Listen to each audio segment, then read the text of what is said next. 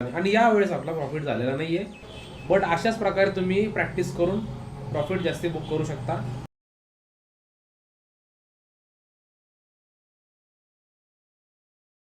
तर असं आहे मित्रांनो ही स्ट्रॅटेजी. बाकी तुम्हाला विड्रॉवल आणि डिपॉझिट बद्दल तर तुम्हाला आधी सांगितलेलं आहे मी, तुम्हाला माहित असेल. हे भरपूर सोपं आहे आणि तुम्हाला इथं कसलं पण कमिशन इथं कट होणार नाही विड्रॉवलला.